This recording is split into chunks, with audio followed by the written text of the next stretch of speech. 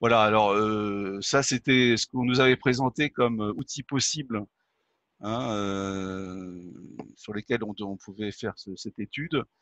Alors évidemment, le spectre est très large, donc ça va du machine learning, deep learning, tout ce qui est infrastructure.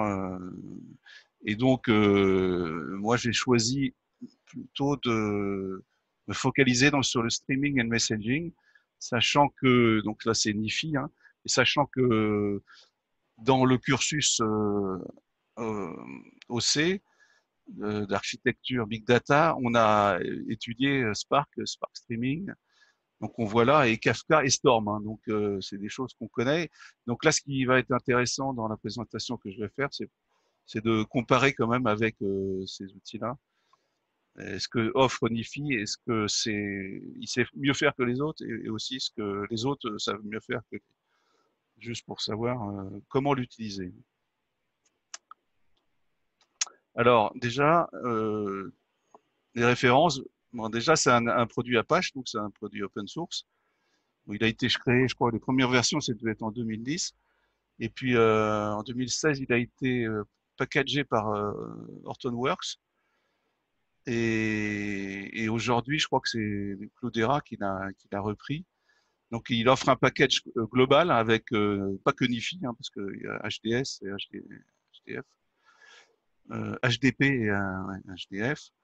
Et donc, dans ces packages, on retrouve tous les outils d'Hadoop, hein, donc HDFS et puis le Spark dont on a vu tout à l'heure, le Kafka, on va revenir un petit peu là-dessus, hein. Donc voilà, c'est voilà. Alors, je crois qu'on va admettre notre ami Eric.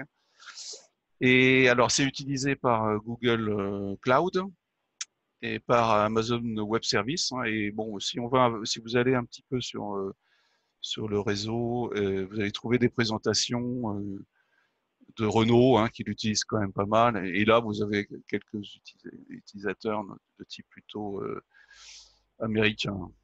Donc c'est quelque chose qui devient de plus en plus utilisé et donc qui grimpe, hein. Alors voilà. Alors maintenant, on va regarder un petit peu comment c'est architecturé. Donc quand vous lancez donc Nifi, donc vous le lancez sur un node, hein, sur une VM. Et là, donc, c'est écrit en Java, donc il y a une JVM, et il intègre un web server qui va servir d'interface utilisateur. Donc, en fait, on va tout faire avec l'interface utilisateur et avec la souris, hein. Il y a très peu de programmation, sauf si on veut inclure des scripts, mais en règle générale, donc, ce que propose Nifi, c'est ce qui s'appelle des processeurs. Ça n'a rien à voir avec des microprocesseurs, mais c'est des espèces de plugins, hein. Donc il y a pas mal de processeurs qui sont fournis, presque 300 par défaut, hein, et qui chacun vont se permettre de se connecter à, euh, à une infrastructure bien particulière. Par exemple, on va le voir tout à l'heure, hein, on peut avoir des processeurs qui vont lire des fichiers. Il y en a d'autres qui vont les transformer en JSON. Il y en a d'autres qui vont écrire en base de données, tout type de base de données, écrire dans des systèmes de queuing ou lire et écrire. Voilà. En fait, c'est ça. Ça fait des entrées-sorties. Et derrière, donc, il y a des repositories qui permettent justement, à travers l'IHM, on va le voir aussi, de suivre toute l'activité. Donc, on va voir en temps réel tout ça. Et évidemment, donc, ce qui est intéressant, c'est qu'on peut lancer plusieurs VM en parallèle. Donc, ça fait un cluster, hein. Et ces zookeepers, donc, c'est un espèce de routeur intelligent, hein, qui, en cas de problème, va pouvoir déporter les traitements qui sont faits sur une VM sur une autre.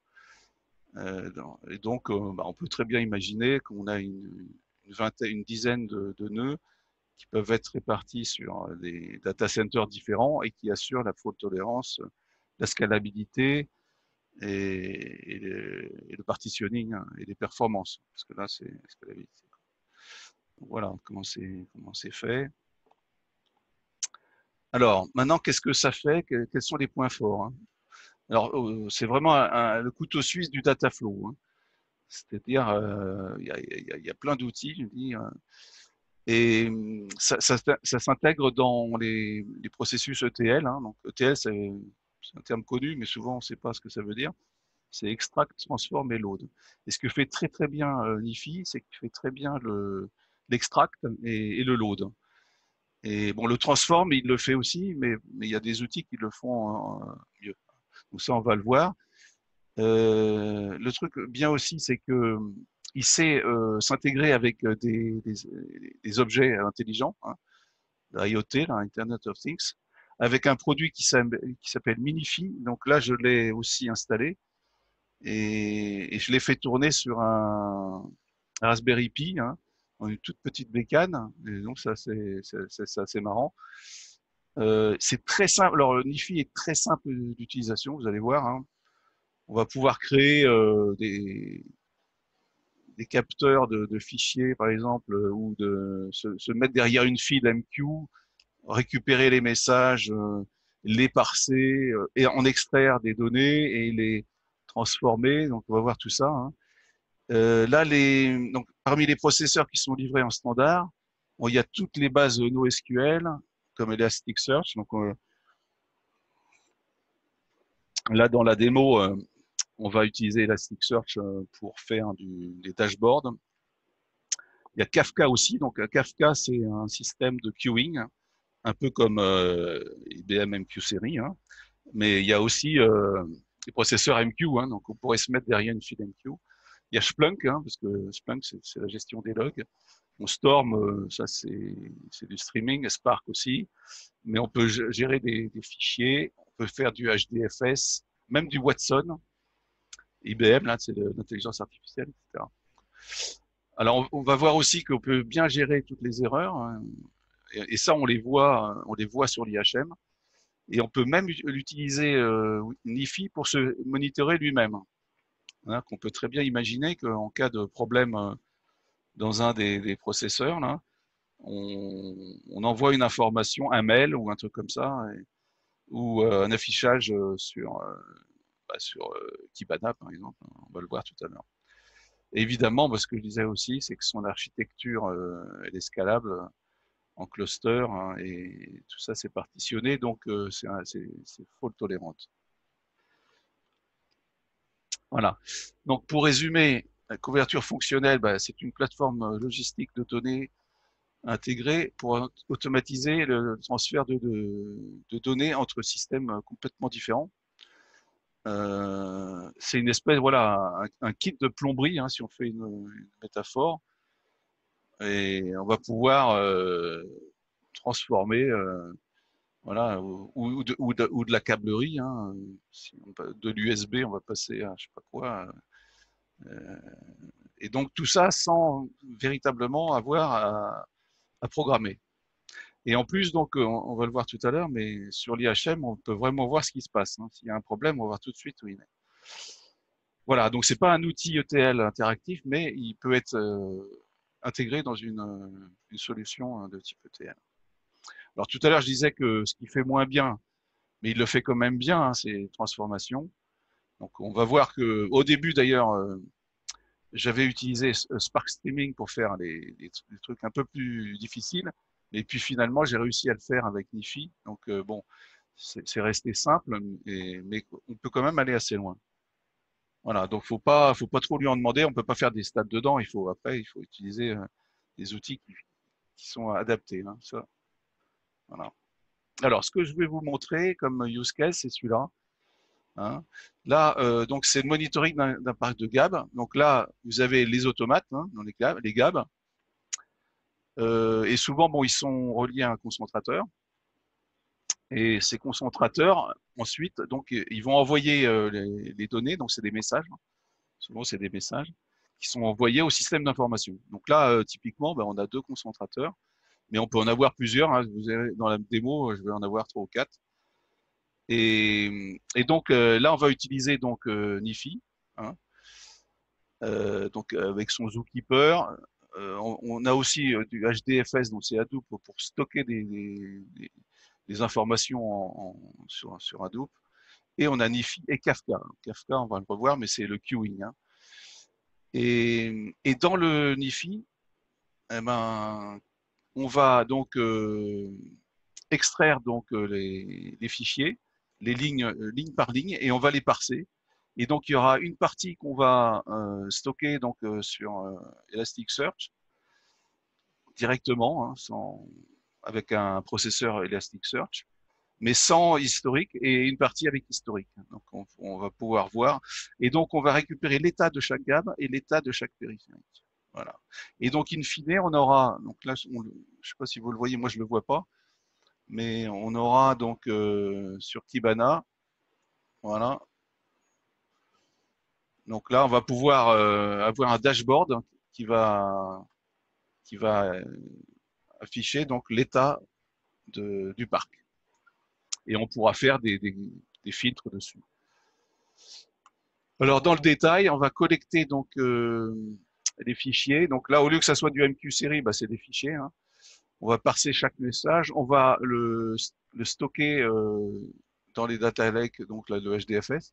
Après, on va extraire les champs. Donc il y aura l'automate, la date, l'heure, le type de message et le corps du message.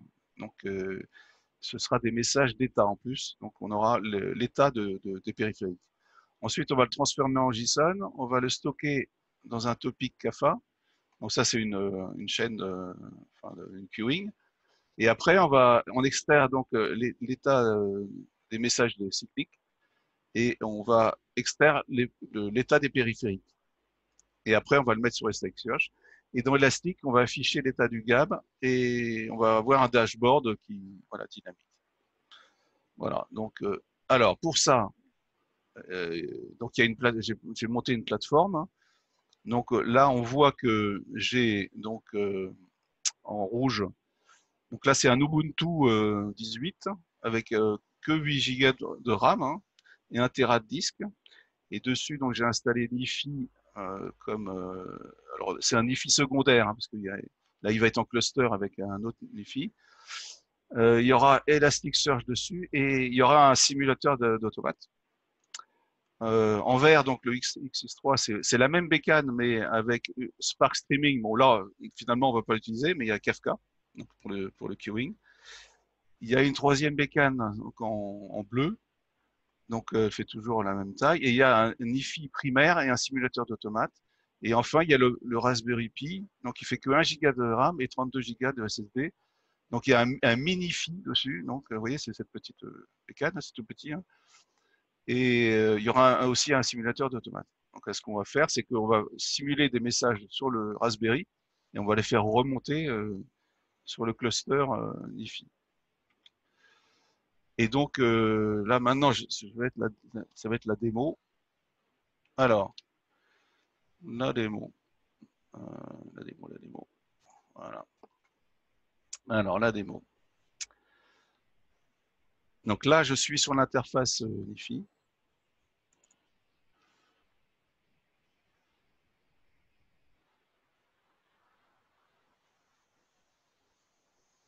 Alors c'est l'effet démo, bien sûr. Alors attends, je vais voir si j'ai bien toutes mes. On va voir si tout marche bien. Donc là, on retrouve les quatre machines, hein. Donc bon, celle-ci, bon, elle génère du. Voilà, ça c'est les simulateurs d'automates, hein. Ah, par contre, le Nifi, là, il a l'air bloqué. Bon.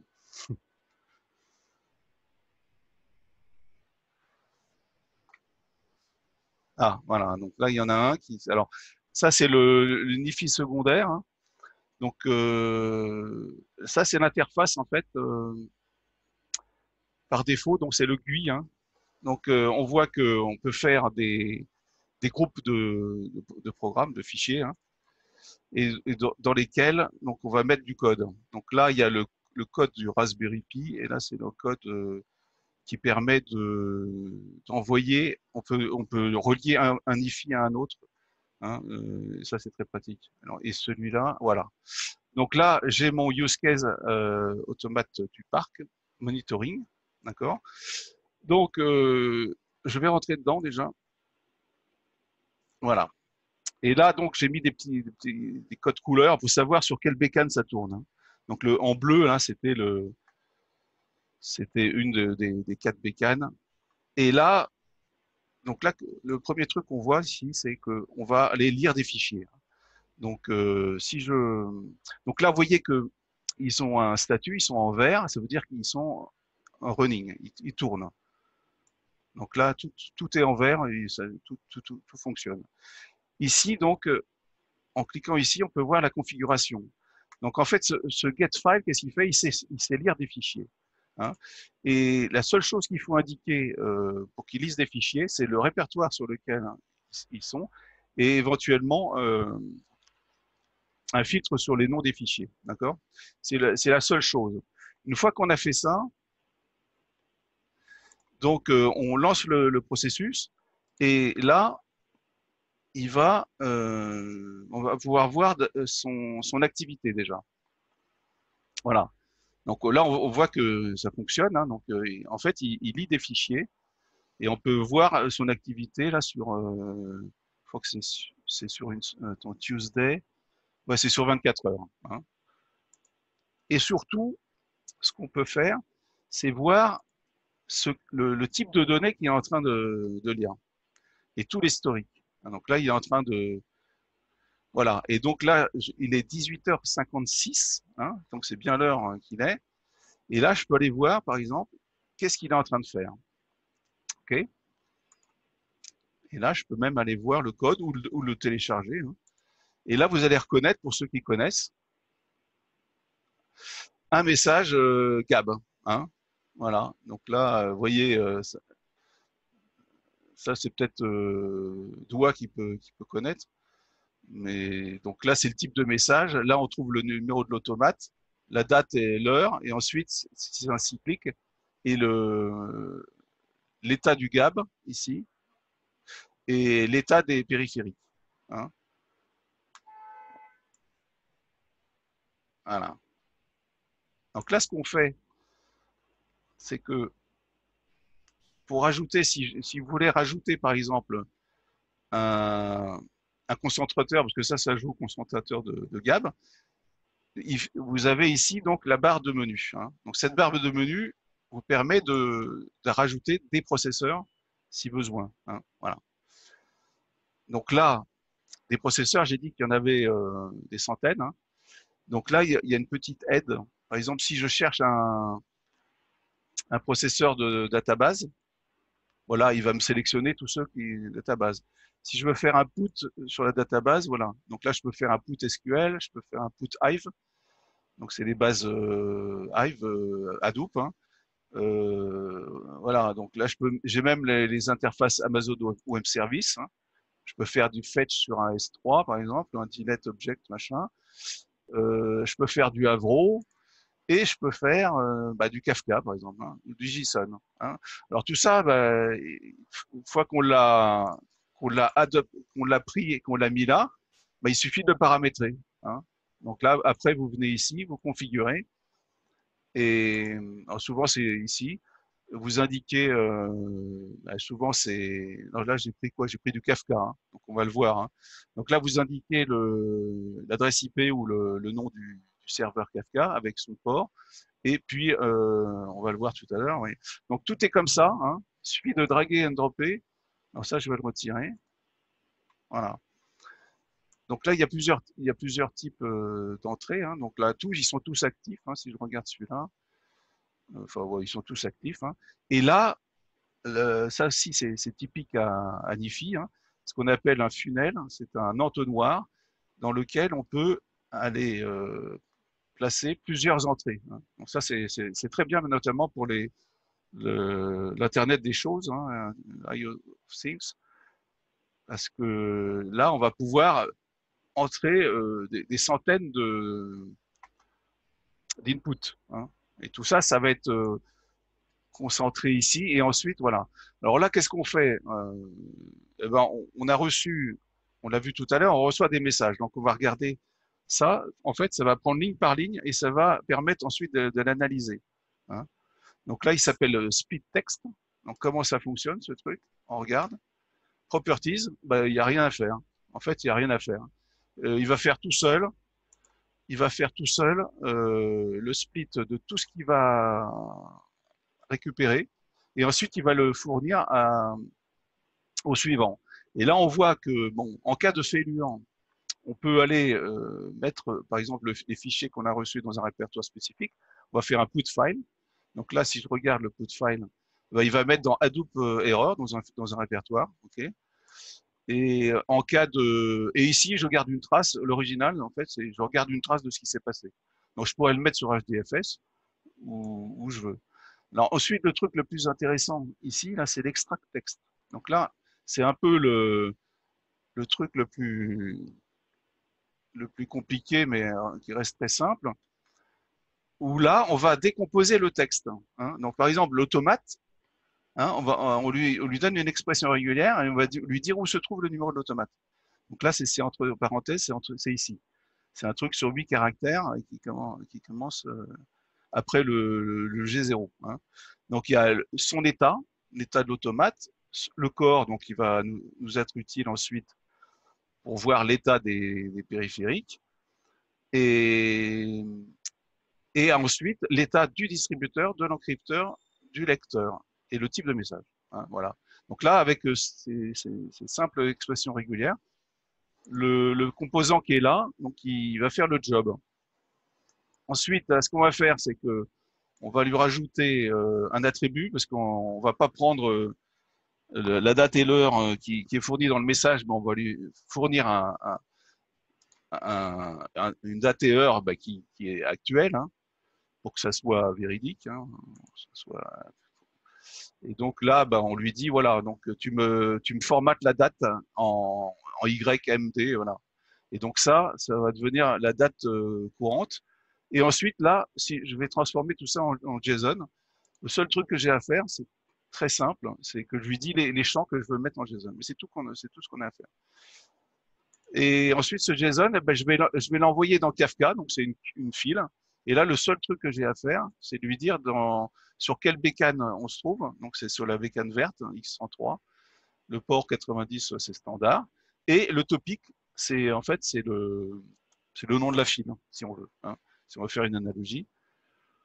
Voilà, et c'est tout. Et donc, là, automatiquement, donc, il va créer, si elle n'existe pas, il va créer le topic.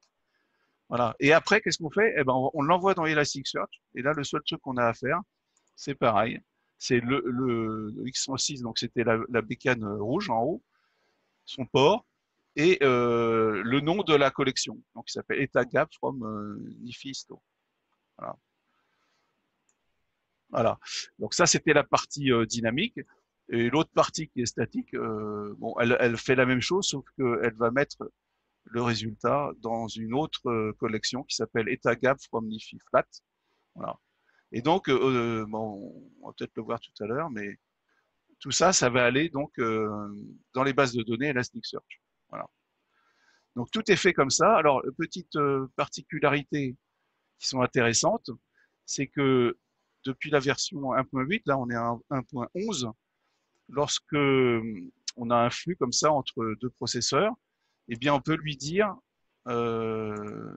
si il va être load balancé ou pas. Donc ça, c'est si on est sur un cluster, on peut décider que le traitement d'envoi des données soit réparti sur plusieurs nodes. On peut même choisir le node qu'on veut éventuellement, et on peut aussi faire des choix sur des champs. Par exemple, si je veux que chaque automate soit traité par un processeur particulier ou un groupe d'automates soit traité par par un processeur particulier, je peux lui dire. Voilà, donc ça c'est, vous voyez, donc c'est quand même relativement simple.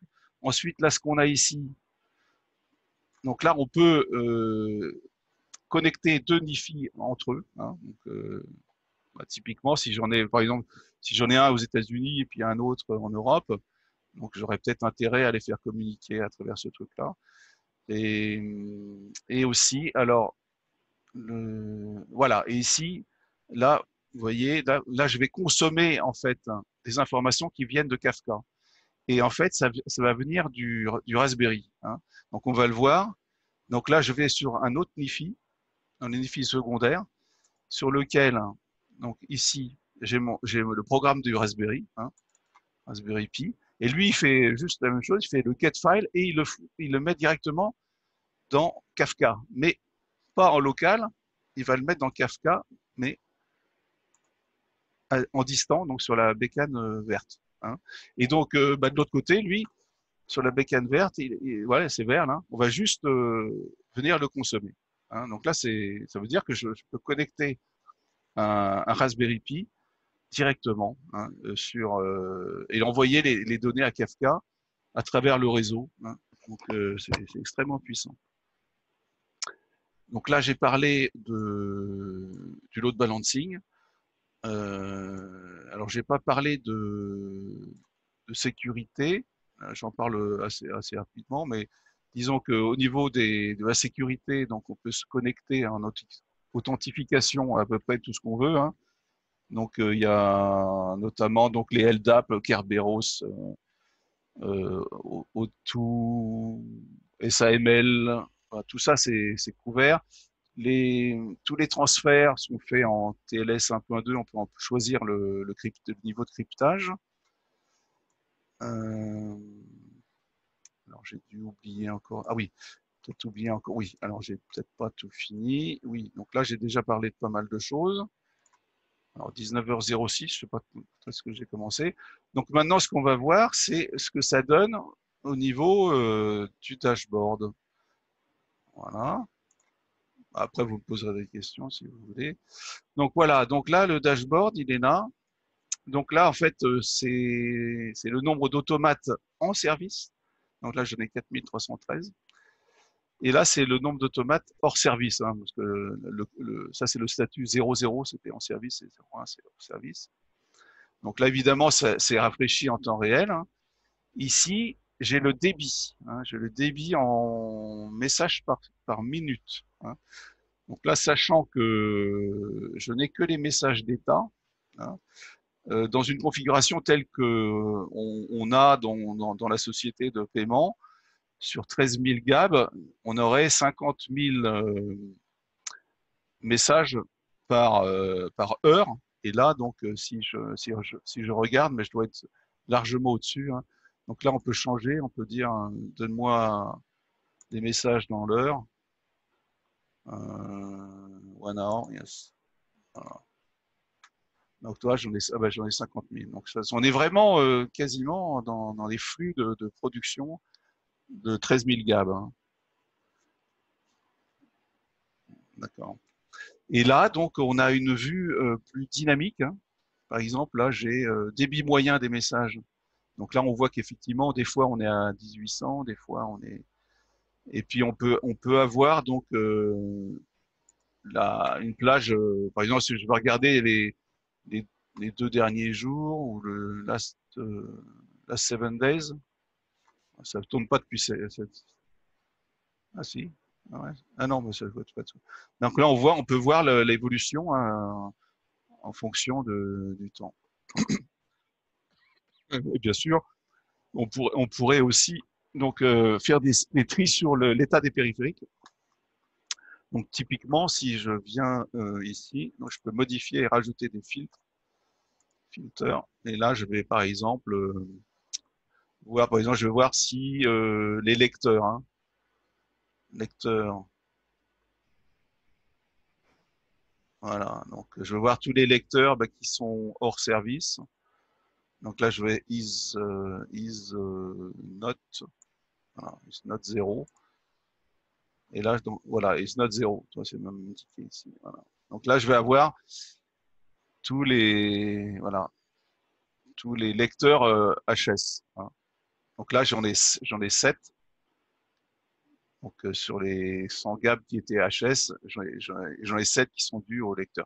Donc ça veut dire qu'on a bien, grâce à NIFI, hein, réussi à analyser donc les flux des automates et parser de manière à récupérer les états, hein, l'état du GAB, l'état des périphériques, et bien sûr, on pourrait faire beaucoup d'autres trucs. Hein.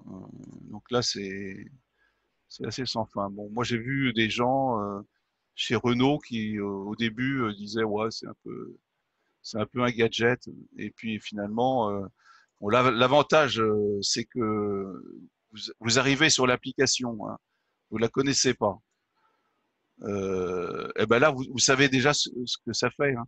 Là pour faire une analogie avec les logiciels qu'on connaît là, ben là on peut réécrire le protocole, hein. Donc on le fait à la souris. Et puis pour écrire un truc comme ça en Java ou en Python, en partant de rien, sachant qu'il faut se connecter donc à MQ, ensuite il faut faire du parsing, il faut que ça soit fault tolérant et tout ça, vous allez mettre 2 mois, 3 mois, 4 mois, hein. Et là, en 3, 4 jours, hein, vous le faites. D'accord. Donc là, c'est quand même. Donc, ce que je vais faire, alors, voilà. Donc là, on va revenir à notre présentation. Donc voilà, 5. Pour les conclusions, hein. Bon, j'ai pas bien regardé le temps. Donc la conclusion, c'est que Sniffy, c'est quand même un excellent outil, hein. Alors, il fait pas tout, hein, il peut compléter une solution ETL, surtout qu'il se connecte bien à à beaucoup de choses et d'une facilité remarquable. Alors, pour faire des prototypages, hein, c'est vraiment génial. Parce que là, vous pouvez, dans une phase numéro 1, faire un prototypage rapide pour montrer ce que vous pourriez obtenir comme résultat. Après, ce ne sera pas effectivement encore bien optimisé, hein, pour des perfs, mais très rapidement, on pourrait. Bon, on a vu qu'il y a très peu de coding, mais on peut en faire quand même, hein. Je vais en reparler un peu plus tard là. C'est très facile à débugger, à maintenir. Oui, oui, ça, je voulais pas montrer, mais sur l'interface. Donc, dès qu'il y a une erreur, donc ça c'est indiqué par du rouge et va vous dire où est l'erreur. Et là, ce qui est bien, c'est qu'on va pouvoir voir le processeur sur lequel il y a une erreur et ensuite même le message sur lequel il y a une erreur, hein. Donc là, pour le diagnostic, c'est voilà, on peut monitorer facilement parce que là, il suffit d'envoyer sur un Elastic ou Kafka et on peut donc on a centaines de procédures standards et aussi on peut customiser, on peut s'écrire nos propres processeur. Donc là, pour ça, c'est du Java, hein. Bon, c'est assez compliqué. Bon, mais je pense qu'on n'en a pas vraiment besoin. Mais si vous avez des composants assez particuliers, vous pouvez vous écrire votre voilà, et ça simplifie le transport des données sans coding. Alors, on peut aussi exécuter des scripts. Donc, on peut exécuter du Python, hein. Donc ça aussi, ça peut être intéressant. On n'est pas obligé. Alors, du Groovy, c'est comme du Java, hein, des scripts Java. Donc il y a plusieurs langages. Qu'est-ce que j'ai mis? Oui, même du shell, on peut exécuter du shell. Bon, alors, et évidemment, donc ça bénéficie de toute l'infra big data, hein, cluster, scalability, fault tolerance, partitioning. Mais ça remplace pas des choses comme Kafka Streaming ou Kafka, ni Storm. Mais bon, alors c'est vrai que Storm, pour l'avoir utilisé, c'est quand même largement plus compliqué, hein. Avant d'arriver à faire une topologie qui marche, qui fait la moitié ou le quart de la moitié de ce qu'on a montré là, bah, vous alliez passer 3 semaines, hein. Alors que là, c'est 3 heures. Donc, c'est pas pareil. Voilà, donc là, pour l'instant, j'en ai fini. Alors, je vais arrêter l'enregistrement et on va passer donc. Alors, je vais pas l'arrêter. Oui, on va passer aux questions-réponses. Suspendre, arrêter l'enregistrement.